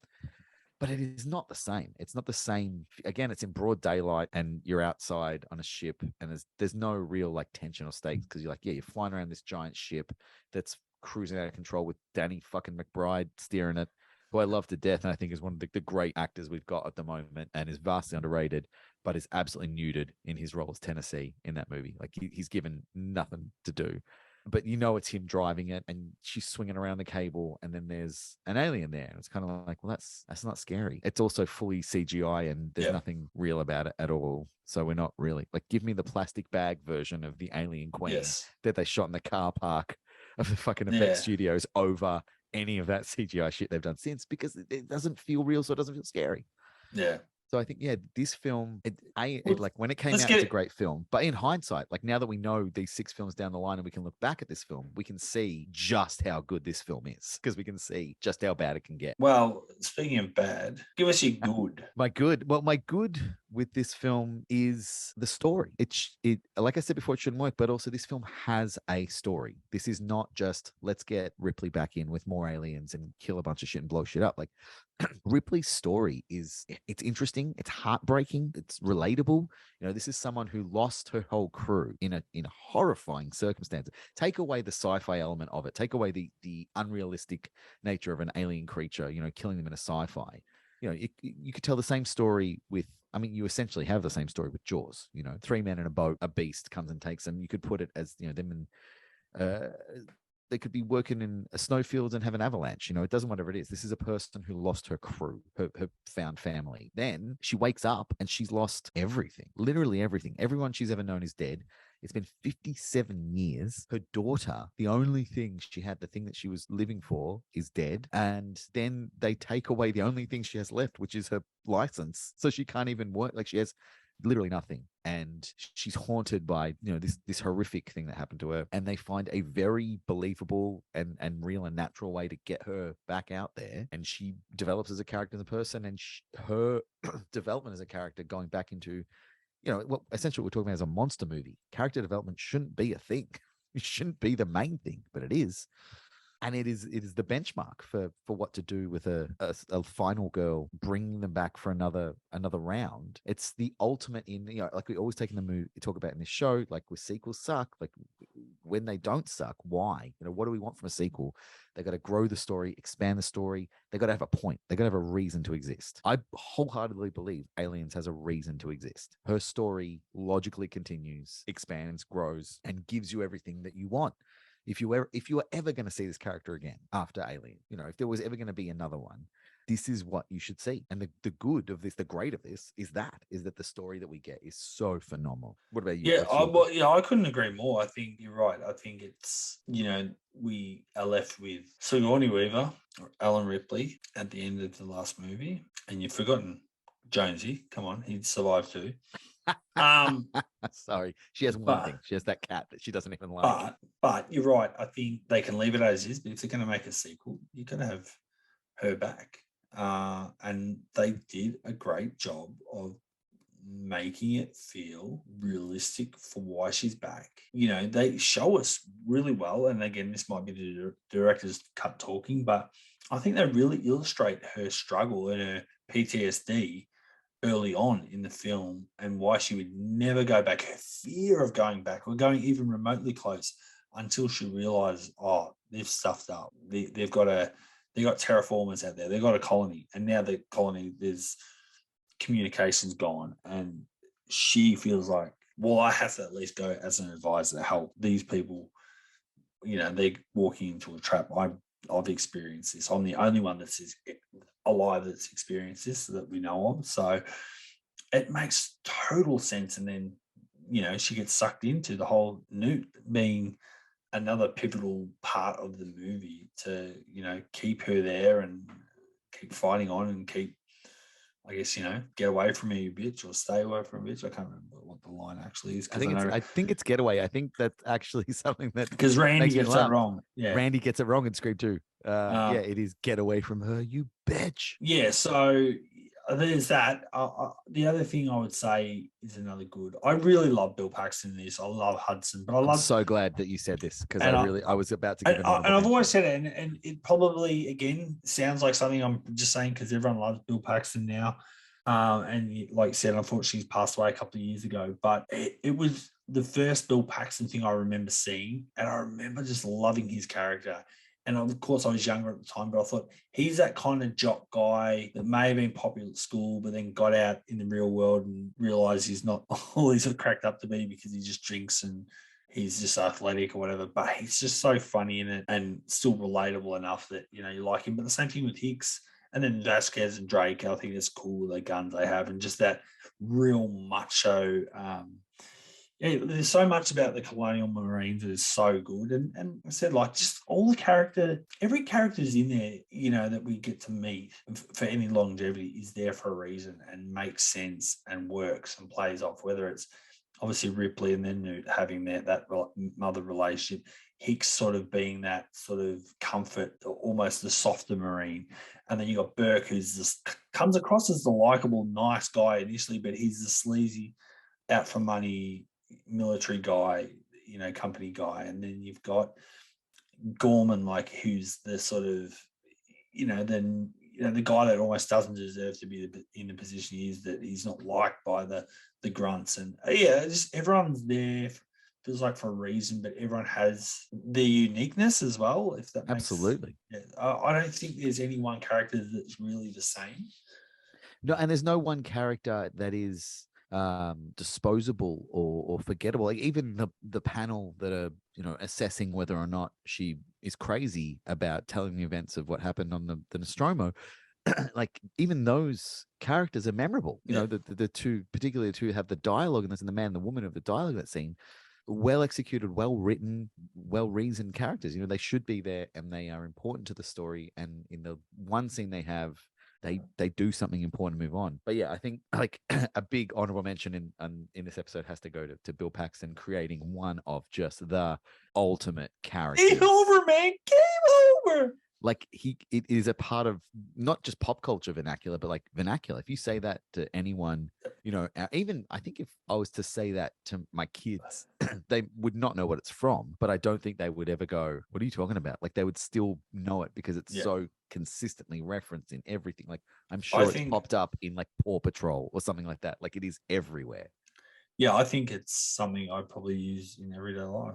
Not every day, but you know what I mean? Like it's day to day. Yeah. It's like when, I don't know. I can't even think of a time that I use it, but it's something that I will just say. Bill Paxton is the MVP of this movie. Yes. Like he carries the team, all the way through, and as good as everyone else is in it, like this movie is, it's elevated to the high echelon it's in. That final push that turns the movie from being like, damn, it's a good movie, to being like, this is one of the greatest movies. And he dies in this, and then I'm pretty sure, did he die in Predator 2 as well? He's the only actor who has the unique distinction of being killed by an alien, a Terminator, and a Predator. Yes. No one else has been taken out by the big three. Only Bill Paxton.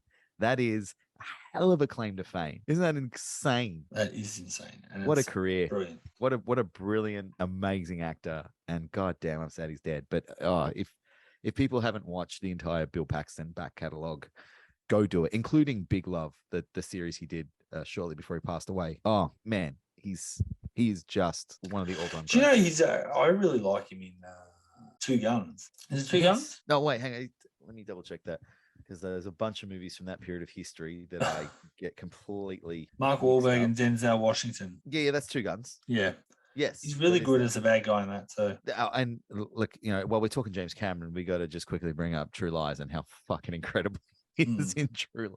Like, just oh man, literally, I think everything. I don't know if I've ever watched a Bill Paxton film and been like, okay, kind of like Twister, one of the greatest friggin' action movies of all time. Apollo 13.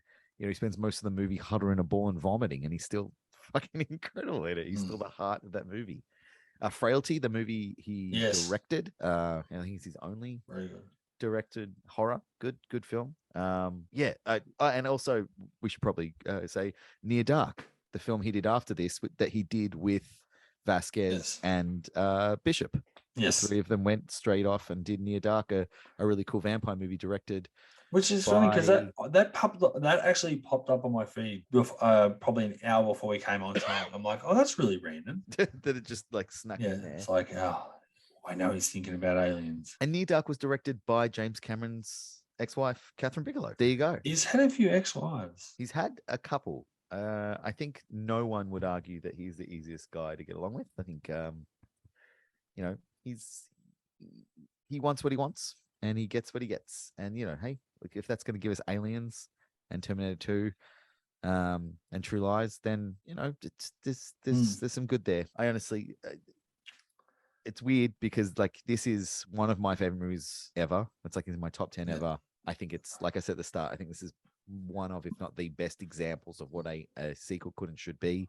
I think Terminator 2 is one of the undisputed classics of sequel cinema. And also I think you've got a hard on for Cameron. But what I'm leading up to say, I could not give less of a shit about Avatar 2. Yeah, same I here. really Yeah, couldn't. nah. It's so strange that It's like funny. Someone actually said to me the other day at work, he goes, "Oh, have you seen the new Avatar trailer?" I said, "Well, I did look at it, but I said I've got zero interest." I haven't even watched the It's trailer. like, I oh, really still like. even after seeing the trailer, I'm like, I haven't even re-seen the last movie. I was like, I really don't. I said again, and I'll say this to the day I die. And they could probably put it on my tombstone. Avatar is one of the most visually amazing films I've ever seen. But when it comes to the story, unlike Aliens, which is a good story and great characters, Avatar just does nothing for me. It doesn't feel original. It doesn't feel It's Fern Gully, the Last Rainforest. He took the story of Well, Fern Gully, the Last Rainforest. on Dancing with the Wolves or any story like that where Americans or Europeans or wherever they want to go, they want something on a land that Indigenous people are at. Indigenous people don't want to work with them or say, no, thank you, thanks for asking, but no. And then they just get wiped out to take that, whatever they want. And it's been done, not that it's been done to death, but it's not an original story. So, Also, he fired Michael Bean off it. So, yeah, that's really random too. But he fired Michael Bean because he cast Sigourney Weaver, and then was like, oh, I don't want people thinking like Aliens. If I have Michael Bean and Sigourney Weaver and Aliens, someone has to go. So he fired Michael Bean, which I think is a horrible decision. Hey, look, we've got sidetracked, but the point is, even the I don't great, think. even the goat of sequels, Oh, is not infallible. Look, I haven't even seen. I was almost going to say, are we just going to literally skip bad and uglies? But No, I thought- think I do have. I've definitely got an ugly, a bad. all right, give us a see. Have you got any bad? Because now that you're really making me trying to scratch, Okay, like really be if you nitpicking. really want to nitpick, and I think that's what you have to do in this movie if you want to find anything at fault. If you really want to nitpick, the only thing I could say about this movie that comes close to bad, and I don't even know if it qualifies, but it's just close to bad. The final act, she rescues Newt. They go up in the elevator. Plane's not there. Fuck, what are we gonna do? Damn you, Bishop. The other elevator comes up. How does the alien queen know how to use the elevator? Because we saw this is not an automated thing. Like Ripley runs up and pushes the button. She has to push the button, wait, get in, then push the button, then go up. But does the alien queen see her do that? That was I was always like sort of like thought, but then I was like, but is that why they make a big thing so the alien's smart enough to know that that's something? Yes. Cable. The xenomorphs do not have eyes. They don't have any eyes. They have extra sensory things like bats, but they don't visually see like you or I or Ripley. And she has giant fucking claw hand things that aren't little finger. Like, how does she push the button? Also, from like a practical point of view, the elevator was not big enough for the alien queen to fit in. They had to take the back of the elevator off and then the tail off the alien queen because she was too big to fit in. So, by the movie's own understanding, in the internal logic of the film, the queen is too big to get in the elevator. She doesn't fit in the movie world or in the real world. Then she has to push a button, wait, get in, push another button, like turn around and sit and wait like a person. Like if you play that exact scene, but someone just with the music, like the elevator music, yeah, that becomes one of the funniest scenes in cinema history. And also, when Ripley and you get on the plane and fly away, there's no feasible way that the alien queen can get to the plane from where the alien queen is. She can't get across the platform and jump and get to the plane and hold on to the plane as it flies up into outer space, which would kill it. We know it kills it because it's killed the other. Like she can't get there and get onto it. And then also once it gets into the outer atmosphere, she'd die because they still need to breathe and still suffer from cold and hot. Is that a bad? I don't know, because I didn't pick up either of those things until I was on like my 37th watch and was a little bit tired when I got to the end of the extended version and was like, when you've seen this movie so many times, like you get into the groove and you're like, fuck yeah, man. Like the first bit with the Colonial Marines go in, oh, that scene's so good. And then like, those moments with Vasquez and Hicks like bantering, fuck, that shit's good. And even with Vasquez and Hudson, and even Hudson's death, which always makes me sad. It's like Randy's death. I'll never get over it. But it's still a pretty fucking cool moment. Like the music's gone crazy. The aliens are in, Michael Bean looking up in the roof and seeing them, all that great stuff. And then the last bit, you're kind of waiting to get away from her, you bitch. That once you've seen the movie as much as we have, that little section between her rescuing Newt and the get away from you, her, you bitch, it can drag a little bit if you're not fully awake and fully in the mood. So it was only when I was a bit tired and watching it that I started to pick up those things. I'm like, how the fuck does the alien queen know how to use an elevator? What the absolute fuck? Again, I don't even know if that qualifies as bad. It's as close as I can get. What about, have you got anything that you can Yeah. think of? Oh, look, I mean, really nitpicking. I think I will commend, and I don't know if we've talked about this too much, but I think the effects overall are amazing for the budget they're on, and for what James did with only a couple of guys in suits to do the alien. They make it feel like there was a whole nest of 20, 30, 40 of them, when there was like maybe 4 or 5 of the guys. Or I think they so, made yeah. I think they maybe even had 8 suits in total that they could afford, and they had to just shoot at different angles and flip the film and that to make it look like there was a lot more. But there's so much of it that looks so good. But unfortunately, and maybe that's the advent of better TVs and DVD and Blu-ray. There's definitely the odd effect that I think is really weak, like a lot of the one where you're almost near the game over segment where the ship's coming in and crashes because the alien's on that ship and it's coming towards them, and it's obviously a reproduction shot. And for me, that looks a little bit. And there was actually a scene, I guess, the introduction of the Colonial Marines. It was a sort of clearly you can see it's a matte sort of painting white, where it's a matte painting merging into the real, them coming into the shot. And definitely some of those scenes sort of stood out a little bit this time. Again, when I was flicking back through it, I was like, oh, that doesn't look as good as I remember it. But I believe, in a little bit of my research, there have been shots a bit like George Lucas, a lot more subtle than George Lucas, but there has been subsequent scenes that have been polished up or fixed in. Really? Yeah, so I think there was a scene there when Bishop's ripped in half. There's a fraction of a second where you can kind of see that his body's in the floor, and obviously because he's not really ripped in half, and you can kind of see what, and they've fixed that up so you can't see his body, or just a little bit of obviously the makeup had come off or whatever, you know what I mean. I haven't gone back to look at it myself, but I've heard they've polished up a few little imperfections along the way. That brings me to the only thing that I can think of as an ugly in this film, and it's ugly in the literal sense of the word. Is there's 2 shots where the dropship is flying into the planet, and they're very, very clearly green screened and not well done green. Like it's almost like someone has edited in footage from a different movie. They really stand out. Now this is not the movie's fault. It's 2022, and I have the Blu-ray edition of this playing on a high definition television. and again, I've seen it a bunch, but these shots, like, they stand out like dog's balls. They really are bad, and it's a victim of that was the technology that was available at the time that looked fucking cool. They're like, man, we can do green screen shit now. It looks like this thing is flying, and instead of going, no, let's just get models and shoot this like they did in the old days, they're like, no, let's do the green screen thing, and it just doesn't hold up now. It also doesn't hold up against like the puppetry and the real world stuff that they've done everywhere else in the movie, because everything else in the movie is real. They've got in one of the special features that the set dressing guy talks about how if you pause when it's showing the cryo chambers for the Colonial Marines, and you look behind them, there's these big like spherical metal things with these vents, and if you look at it closely, you notice immediately that they're engines off an airplane that have just been angled and painted slightly differently, but you're looking like, oh, that's a fucking airplane engine, and you can tell if and now I can't unsee it. And little stuff like they could only afford to make 6 of the cryo chambers because James Cameron was adamant they had to open in a specific way, and they had to open on their own. So behind the scenes, they had all these pneumatic stuff to make it open up. They could only afford to build 6, but that didn't look like enough.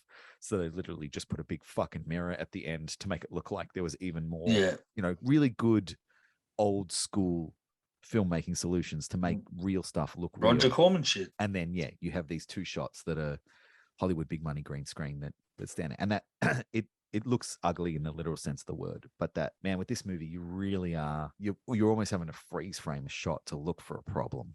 Honestly, it's so good. It's so well put together. Do you have any uglies? No, I don't think so. I think I'd only be just nitpicking even more, special effects and stuff like that. Really, I think this movie's perfect's probably not necessarily the right word, but it's definitely up there.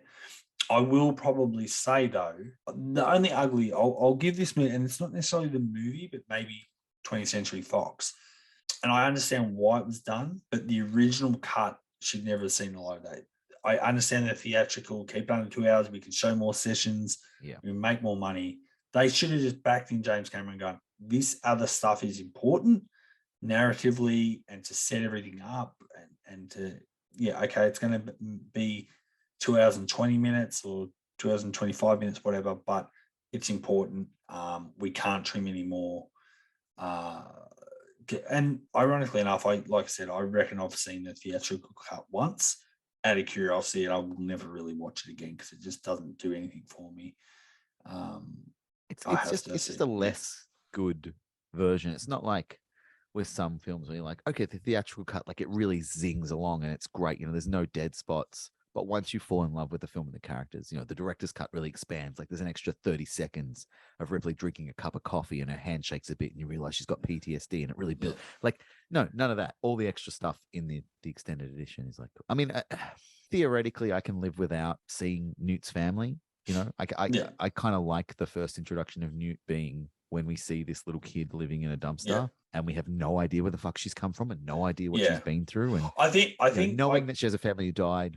But again, both versions exist literally on the same Blu-ray disc, so you don't even have to swap them over to change your mind.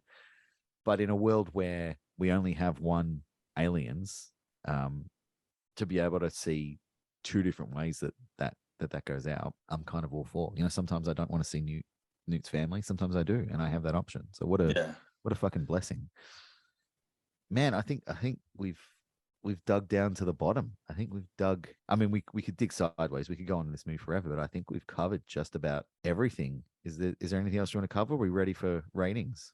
I think we go just straight into ratings because I think, like you said, I mean, there's so much we can talk about, but I think we've touched the things that we want to talk about, and let's get into it. What do you go? I'll go first. I think this movie, it's kind of like, you know, growing up. And I think one of the, you know, the bakery things that we all seem to love, I don't think of anyone, I don't know of anyone that's ever said they don't like a donut, whether it's a cinnamon donut or a choc jam donut or just a hot jam donut. I think most people like jam donuts. But the thing that has happened in the last few years, especially here in Melbourne, and so we're going to, I guess pretty much say where we're from. There's a place called Daniel's Donuts who do extreme sort of donuts, like better than Krispy Kremes. Krispy Kreme sort of had their thing and that sort of fizzled out here in Australia. But Daniel's Donuts is just the mecca of donuts, and they're just slowly expanding. And they've just got all these different options. Some have got fillings, some don't. Some just all about the toppings. They do like one that's like a Snickers one and all these great flavors. But I think that's the thing, is like Alien is like the trusty, you know, jam donut that you grew up with, you enjoy, or Nan used to buy you when you go to the footy or whatever, and it's that special occasion thing, and you don't have it that often, but when you have it, it's always amazing. Enough sugar on the side, the jam inside is just nice and hot. But Aliens is like, oh well, Nan's going to take it to this Daniel's Donuts now, and you've got this choice of all these donuts, and it's hard to pick one, but you just pick one and it's just above and beyond. It's just an expanded experience, and that's pretty much how I would say it's like you've got all these options and you choose one and you're just happy with whatever it is. It's the salted caramel donut, or it's the lemon meringue donut, whatever. It's just like donut-y goodness, sugary goodness. And yeah, that's how I sort of see it. That is a good bakery analogy for this film. Mine is, the first Alien is a perfect apple pie. It is a perfect apple pie. You can't find anything wrong with it, and you eat it and you go, that's fucking amazing. And then someone's like, hey, here's another apple pie, and you cut a big old slice, and then right before you eat it, they're like, wait. And they put a big fucking ball of ice cream on top of it. And you go, I didn't know it could be like this.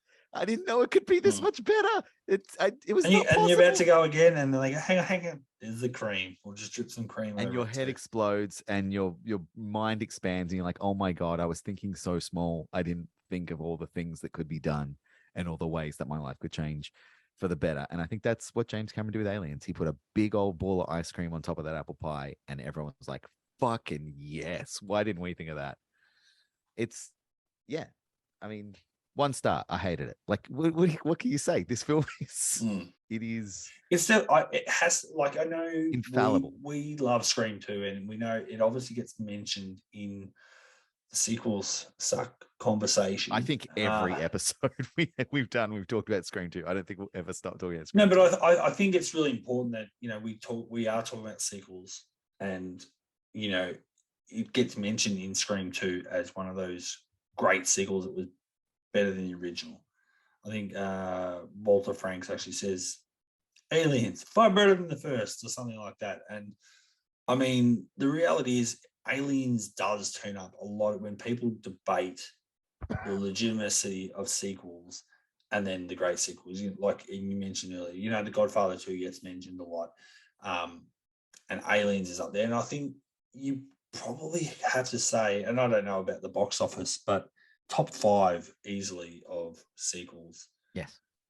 And look, that's each to their own, of course, and it's all subjective. But I think you have to say it would have to be, and that's just not just you and me. That's just what pop culture references sort of say, that Aliens. Everyone universally says Aliens, and you know, Godfather Part 2, and these kind of movies. That when they talk about great sequels, they're always the first few that are mentioned. So, and I think when you're looking at the metric of what a sequel can and should do, like not even whether or not you like the movie as a movie, but if you're purely looking at it as a sequel, as a follow-up to a film that has already existed, and what would justify its existence, I think Aliens ticks every single box.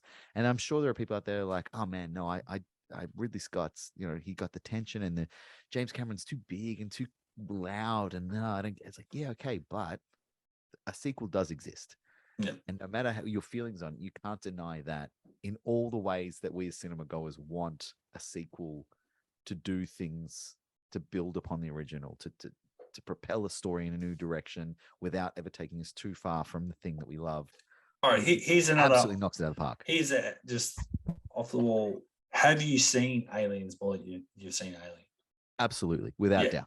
Yeah. Without doubt. And I'd probably be the same. And that's not anything against Alien. I do love choking on Alien. I think it's iconic. It's still an amazing movie. That chest burster scene still gets me every time. It's so amazing. That scene is one of the greatest sort of horror sci-fi scenes of all time in Alien. But, you know, it's still one that I enjoy putting on. But I feel like when I really want to put something on the background or whatever, I do find myself picking up that Alien box set. I can't not put number 2 on. Like, it just feels like it's just the one. It's a bit like Scream 2 for me. It's just like, I love them. Well, loving all the Alien films is probably a bit too much, but it's just like the Scream franchise. I love them. I do enjoy them all, but unfortunately there's a gravitational pull to one particular movie that I find easy to chuck on and watch and enjoy. And Aliens is that for me as well. So yeah, I think it's like, I don't know, it's like The Exorcist. Like, there's no denying The Exorcist is one of the great horror films of all time, and it's one of the great films. Like, I love The Exorcist.